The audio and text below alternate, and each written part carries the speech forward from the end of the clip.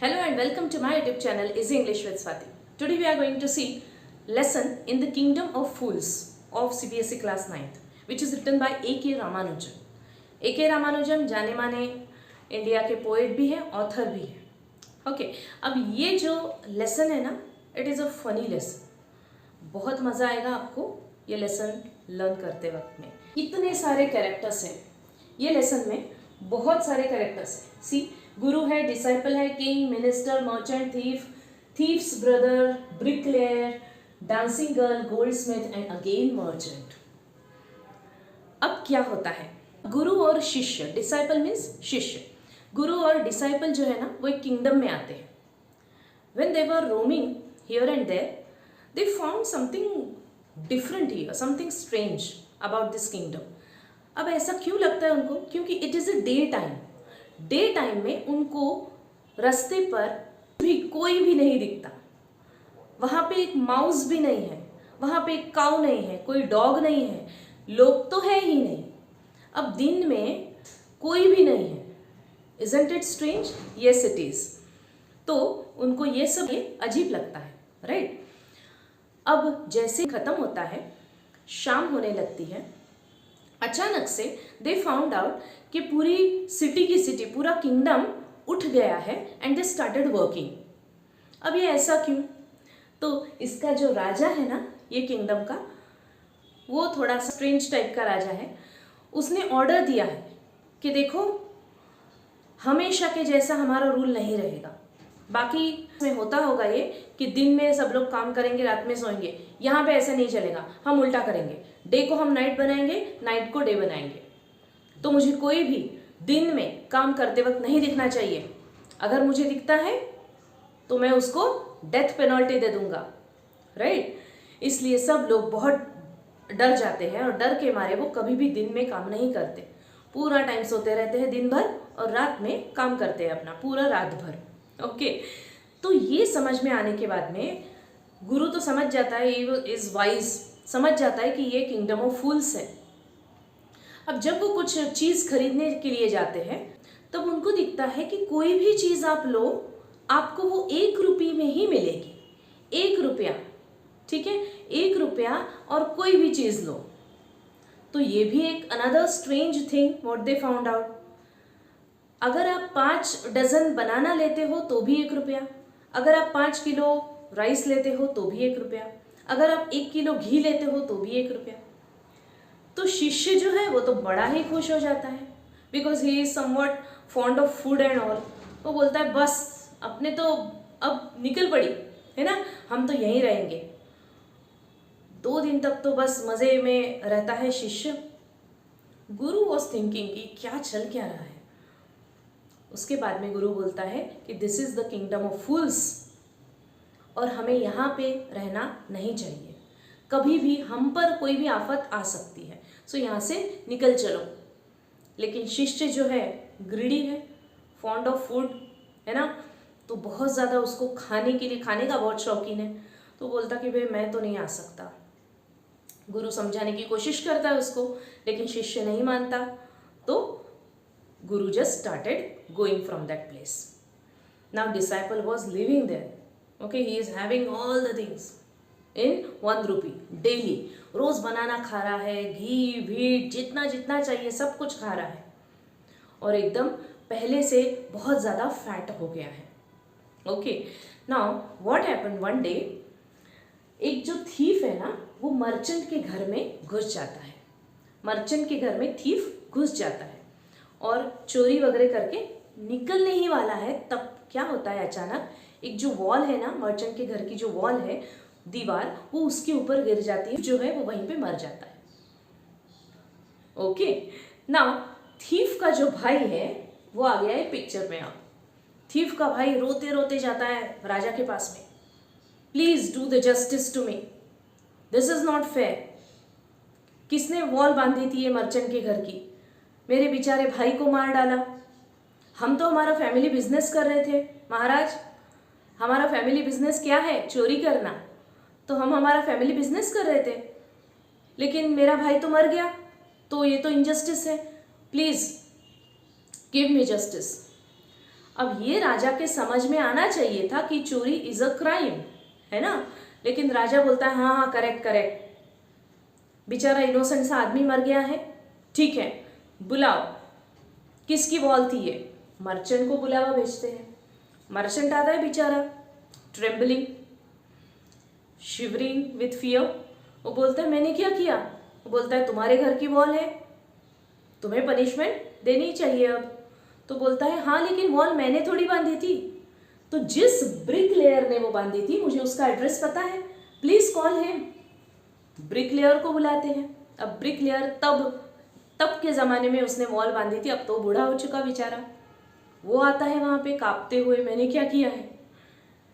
तो उसको पूरी स्टोरी सुनाते हैं। ब्रिक लेयर बोलता है हाँ हाँ मैंने बांधी थी इनके घर की वॉल, लेकिन इसमें मेरा फॉल्ट नहीं है महाराज। किसका फॉल्ट है? फॉल्ट है डांसिंग गर्ल का। वहाँ से ना मैं जब काम कर रहा था वहाँ से डांसिंग गर्ल बार बार आना जाना कर रही थी। उसने जो वो एंकलेट्स पहने थे ना, पायल जो पहने थे, उसकी आवाज़ से मैं बार बार डिस्ट्रैक्ट हो रहा था उसकी तरफ। So it is not my fault, it is the fault of dancing girl. Okay, महाराज बोलते हैं कि हाँ हाँ करेक्ट है, तुम्हारा फॉल्ट नहीं है। देखो कितना सीरियस केस होते जा रहा है, it is very difficult to handle such cases. बुलाओ डांसिंग गर्ल को बुलाओ। वो आती है, अब वो भी बूढ़ी हो चुकी है। उसको पूछते हैं ऐसा ऐसा हुआ था? बोलती है हाँ हुआ तो था, लेकिन मैं वहाँ से क्यों आना जाना कर रही थी? क्योंकि उसकी मैंने सोना दिया था उसको गोल्डस्मिथ को, ताकि वो उसकी ज्वेलरी बनाए। लेकिन वो ना मुझे बार बार बोल रहा था कि भाई अभी नहीं हुई है, शाम को आओ। शाम को बोल रहा था, रात को आओ। बार मुझे अलग अलग टाइम बता रहा था। That's why I had to go again and again to him. तो it is not my fault, please call goldsmith. Okay, call the goldsmith. Goldsmith बोलता है हाँ ऐसा हुआ तो था, लेकिन इसमें मेरा फॉल्ट नहीं है महाराज। तो किसका फॉल्ट है? एक रिच मर्चेंट था, उसके घर पे वेडिंग था, यू नो। तो वेडिंग है तो बहुत ज़्यादा इम्पेशेंट हो रहा था। उसने मुझे बोला था कि मेरे घर की ज्वेलरी तुम्हें पहले बनानी है। तो इसलिए मुझे ना ये डांसिंग गर्ल को, मतलब जो अभी ओल्ड लेडी है, उसको मुझे बार बार बुलाना पड़ रहा था। It was not my intention, लेकिन मुझे उसका काम पहले करना था ना, इसलिए मैंने उसको बार बार बुलाया था। तो it is not my fault, it is the fault of the merchant. And the story comes again towards the merchant, the same merchant. ये मर्चेंट सेम है जिसके घर की वॉल जो है वो अपने थिफ के ऊपर गिर के वो थिफ मर गया था। चलो बुलाओ फिर से मर्चेंट को। Now the circle is full. अब मर्चेंट फिर से आता है, भाई मैंने क्या किया? वो बोलते हैं कि तुमने ऐसा ऐसा, पूरी स्टोरी उसके सामने रख देते हैं सब लोग। एंड दे सेड कि देखो ये सब ऐसा हुआ है, now you are at fault. Merchant बोलता है हाँ लेकिन वॉल मेरे ज़माने में नहीं बंधी थी, वो मेरे फादर के ज़माने की वॉल है, तो मैं दोषी कैसे? मेरे फादर दोषी है। तो राजा बोलता है ठीक है कॉल योर फादर। बोलता है कि नहीं, फादर इज डेड। ओके ठीक है, लेकिन आज तुम जैसे तुम्हारे फादर की वेल्थ का आनंद ले रहे हो, है ना, उनके पैसे जो है वो तुम्हारे हैं, तुम्हारे फादर की प्रॉपर्टी तुम्हारी है, वैसे उनके जो सिंस है, उन्होंने जो रॉन्ग डीड्स किए हैं, जो गलत काम किए हैं, उसके भी भागीदार तुम हो, तुम्हें तो उसका पनिशमेंट मिलना चाहिए। ओके चलो इसको सूली पे चढ़ाओ। तो जो स्टेक होता है, तो स्टेक के ऊपर इसको चढ़ाने के लिए सब लोग रेडी हो गए। नाउ दे फाउंड आउट कि ये जो मर्चेंट है ना वो थिन है, उसकी जो गर्दन है वो वहाँ पे फिट नहीं बैठ रही है स्टेक पे। तो राजा बोलता है अब क्या करें? अपने मिनिस्टर से, राजा का जो मिनिस्टर है वो भी राजा के जैसा, उसके वैसे ही सलाह देता है। तो दोनों सलाह मशवरा करते हैं एंड दे डिसाइडेड कि ठीक है ये तो यहाँ पे सूट नहीं हो रहा, ऐसा आदमी ढूंढ के लाओ जो कि ये स्टिक पे परफेक्टली सूट हो, जिसकी गर्दन यहाँ पे परफेक्टली फिट हो। सब लोग ढूंढने लग जाते हैं, उनके जो मैसेंजर्स हैं, जो सर्वेंट्स हैं, and they found out this disciple, he has become very much fat then. घी खा खा के, शक्कर खा के, बनानास खा के बहुत ज़्यादा मोटा हो गया है। उसको बुलाते हैं। चलो अब disciple was not there in this picture children, right? वो आ रहा है वहाँ पे डर के मारे, भाई मैंने क्या किया, मैं तो इसमें हूँ ही नहीं। नहीं, राजा का ऑर्डर है। Disciple was very much scared and he started thinking about his गुरु कि हाँ, गुरु ने मुझे करेक्ट बोला था कि ये किंगडम ऑफ फूल्स है, यहाँ पे रहना खतरे से खाली नहीं है, लेकिन मैंने माना नहीं। अब वो एकदम मन से, दिल से गुरु को याद करता है, प्लीज़ आ जाओ, मुझे हेल्प करो। गुरु के पास में कुछ पावर्स है, वो आ जाते हैं वहाँ पे, उनको सब समझ जाता है क्या चल रहा है इधर। गुरु आ जाते हैं, गुरु इसके कान में ना कुछ तो भी बोलते हैं and they started fighting, Guru and disciple. अब इनकी फाइटिंग किस लिए चल रही है? All were puzzled. फाइटिंग इसलिए चल रही है कि गुरु बोलते हैं कि भाई मैं गुरु हूँ, I am visor then you, तो पहले वो जो स्टेक है उस पे जाने का हक मेरा है, मैं पहले मरूंगा, तुम बाद में मरोगे। डिसाइपल बोलता है नहीं नहीं, मुझे पहले लाया गया था, so I will go there for death. King was puzzled, ऐसे कौन, डेथ के लिए कौन झगड़ता है? किसी को भी डेथ नहीं चाहिए, ये लोग डेथ मुझे पहले दो इसलिए झगड़ा कर रहे हैं। तो राजा पूछता है कि भाई क्या बात है, ऐसी इस तरह से क्यों झगड़ रहे हो? तो गुरु बोलता है राजा को कि प्लीज़ यू प्रॉमिस मी कि आप मुझे पहले सूली पे चढ़ाएंगे, तो मैं आपको बताता हूँ इसके पीछे का सीक्रेट। राजा बोलता है ठीक है। देन गुरु सेड कि महाराज देखो, इस तरह का किंगडम मैंने आज तक नहीं देखा, ना आपके जैसा राजा देखा। So this kingdom is unique, king is unique and the stake is very new. ये जो सूली है ना, ये जो फंदा है ना, it is very new, fresh है। इसके ऊपर पहले कभी किसी को चढ़ाया नहीं गया था, कभी यहाँ पे किसी की डेथ नहीं हुई थी इस तरह से। तो ये जो है ना, तीनों चीज़ें बहुत अच्छे से अब एक साथ आ गई है। तो मुझे दिख रहा है कि मेरा जब नेक्स्ट बर्थ होगा, जो भी कोई पहले इसके ऊपर जाएगा ना, वो वहाँ पे राजा बनेगा, ये किंगडम का वो राजा बनेगा। जो इसके बाद में जाएगा, जो सेकंड नंबर पे जाएगा, वो यहाँ का मिनिस्टर बनेगा। तो I am fed up of this life, है ना। मैं वो ऐसे यहाँ घूम वहाँ घूम, मैं तो गुरु हूँ, मैं तो ऋषि हूँ, तो इस तरह की लाइफ, एकदम प्लेन सी सीरियस सी लाइफ से मैं अभी तंग आ चुका हूँ। मुझे भी राजा बनना है, तो नेक्स्ट बर्थ में मुझे राजा बनना है, इसलिए मुझे पहले आप सूली पे चढ़ाएंगे, बाद में मेरे डिसाइपल को, तो वो मेरा मिनिस्टर बनेगा। This is the reason why we are fighting. अब राजा ये बात अपने मिनिस्टर को बोलता है, और बोलता है राजा कि भाई नहीं, हम हमारी किंगडम हमारे हाथ से नहीं जाने देंगे। And they both decided something. अब ये दोनों को वो पकड़ के जेल में डाल देते हैं रात भर के लिए, क्योंकि नेक्स्ट डे वो डिसीजन देंगे। रात भर सोचने के बाद में किंग डिसाइड कर लेता है कि मैं ही जाऊंगा स्टेक पर पहले, और मेरा मिनिस्टर जाएगा बाद में, क्योंकि हम लोग फिर से नेक्स्ट बर्थ में मैं ही यहाँ का राजा बनूंगा और यही मेरा मिनिस्टर होगा। अब वो अपने सर्वेंट्स को ऑर्डर देते हैं कि जो भी इंसान को मैं पहले भेजूंगा तुम्हारे पास, तुम लोग उसको पहले सूली पे चढ़ाओगे बिना उसको देखे। This is my order. दूसरे आदमी को मैं भेजूंगा, तब तुम उसको सूली पे चढ़ाओगे। You are not going to look into this matter, this is my order, that's all. अब राजा और मिनिस्टर खुद को डिस्गाइज कर लेते हैं in the form of Guru and disciple. तो एक एक जैसे ही राजा चले जाता है, again it is the order of Raja only, तो बिना देखे बिना कुछ जाने सर्वेंट्स उसको सूली पे चढ़ा देते हैं। दूसरा आता है अपना मिनिस्टर, किसके भेस में? डिसाइपल के। वो लोग उसको सूली पे चढ़ा देते हैं। नेक्स्ट डे जब वो डेड बॉडीज को देखते हैं, तो people, all the people of the kingdom, they were shocked to know that these are no one but king and the minister. They started crying, अरे हमारा राजा और हमारा मिनिस्टर कैसे मर गया ना। ये अपना guru and disciple, they started living this kingdom of fools. और सब लोग उनके पास आ जाते हैं कि नहीं नहीं, अगर हमें इस तरह से छोड़ के मत जाओ, हमको एक राजा की और मिनिस्टर की ज़रूरत है, हम कैसे रहेंगे उनके बिना, तो आप हमारे राजा और मिनिस्टर बन जाओ।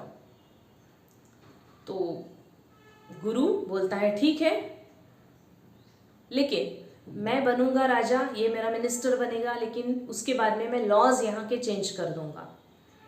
तो बोलते ठीक है ठीक है। And Guru afterwards became king of this kingdom and this disciple became the minister of this kingdom. Afterwards he changed the laws. कौन से 2 लॉज थे स्ट्रेंज वाले? एक तो दिन को रात में बदलना, रात को दिन में बदलना, वो चेंज कर देते हैं कि काम जो है ना वो दिन के दिन में ही हो और रात में जो अपना सोने का काम है वो रात में ही हो. सेकेंड स्ट्रेंज थिंग इज, कोई भी आप चीज़ ले रहे हो, आपको 1 रुपये में मिल रही है, this is the strange weird thing. ऐसे नहीं होगा. जो चीज़ का जो प्राइस है वो उसी में मिलेगी. है ना मज़ेदार स्टोरी? तो this is all about kingdom of fools. Now let us move towards the difficult words. Let us see the difficult words here. First is till, means what? Ploughing और sowing. Okay. Second is dudu. Dudu is 1 rupee in Kannada. Kannada language में dudu means what? 1 rupee. To eat one's feel, it's a phrase. To eat one's feel means to eat to one's heart's content. मन भरने तक खाना. Okay. Then sneaked in means to go very quietly. चुपचाप से चले जाते हैं. कौन? चोर. So sneaked in means to go very quietly. Pursuing means following. Accused pleads guilty. This is a phrase. It means accused admitted his mistake. Accused means the person who is at fault. जिसको हमने बोला है कि भाई ये दोषी है, तो उसने अपनी मिस्टेक एडमिट कर ली है. Then bricklayer means artisan. Execution hanging. Scoundrel. Scoundrel means dishonest. Beliefs agents. Accusation means complaint. Impaling means pushing through. Decree an official order. Script means dangerous situation. Clamor means roar. Solemn, serious. Ascetic means austere और plain. कैसी life रहती है ऋषियों की, जो गुरुज रहते हैं, जो यहाँ वहाँ सिटी टू सिटी जाते हैं, प्रीच करते हैं लोगों को, उनकी लाइफ कैसी होती है? It is very plain, very serious, very austere. Okay. Then beforehand. Beforehand means previously. So these are all the difficult words. Let us go for the most likely questions. First is, what was ironical about calling the burglar as an innocent man? Burglar means चोर. उसको innocent बोलना अपने आप में ironical है. Correct? देखो राजा कैसा है? He is foolish. उसके ये समझ में आना चाहिए था सबसे पहले कि चोर है वो, वहाँ पे चोरी करने गया है, मर्चेंट का सामान लूट के जा रहा था, वॉल उसके ऊपर गिरी and he was finished. Justice तो वहीं पे हो गया है. चोरी करना कांट बी जस्टिफाइड. करेक्ट? ये तो राजा का धर्म है कि भाई चोर को सजा दे. तो चोर को वो इनोसेंट बोल रहा है कि भाई हाँ वो मर गया है. क्यों? क्योंकि वॉल जो है वो अच्छे से नहीं बांधी गई थी. This is somewhat ironical. क्यों है ये सब? उसके मन में ऐसा सब क्यों आया? Because he was foolish. Okay. Next is, fools cannot continue with their follies for long. Justify. Fools जो होते हैं उनकी जो हरकतें होती है वो ज़्यादा दिनों तक, ज़्यादा देर तक नहीं टिकती है. जस्टिफाई. अपना जो ये राजा है ये तो फूल है, उसका मिनिस्टर वो भी फूल है.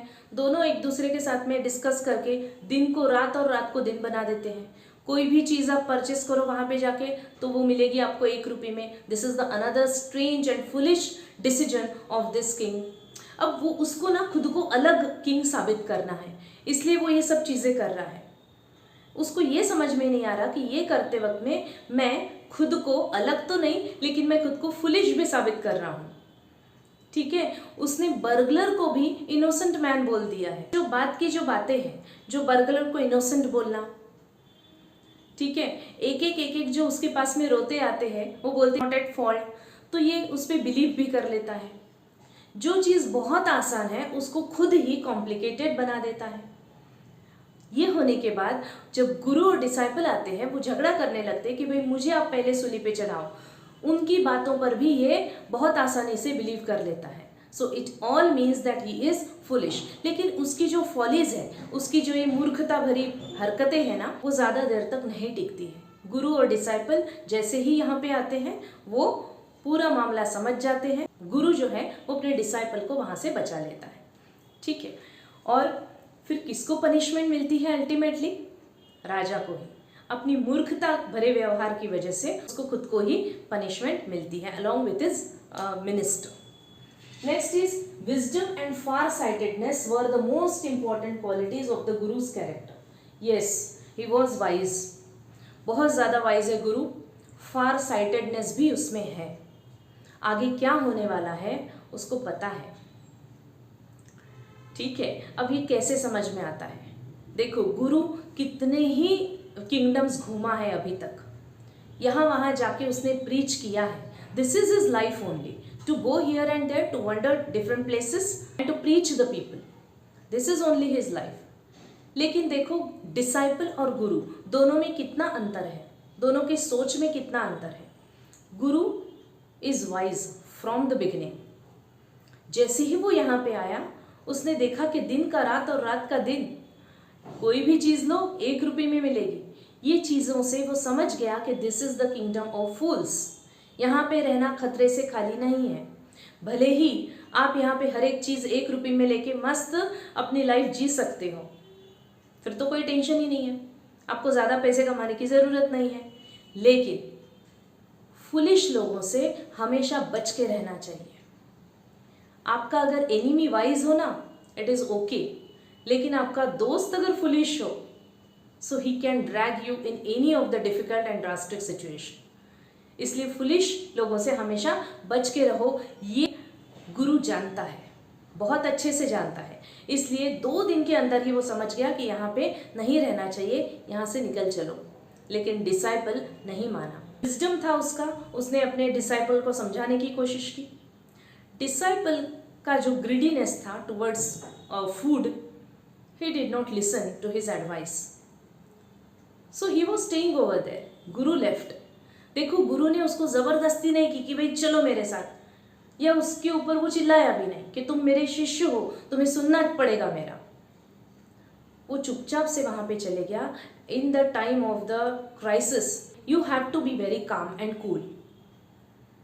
अगर वो वहाँ पे उसको जोर ज़बरदस्ती से अपने साथ में लेके जाता ना, तो disciple would be somewhat nervous.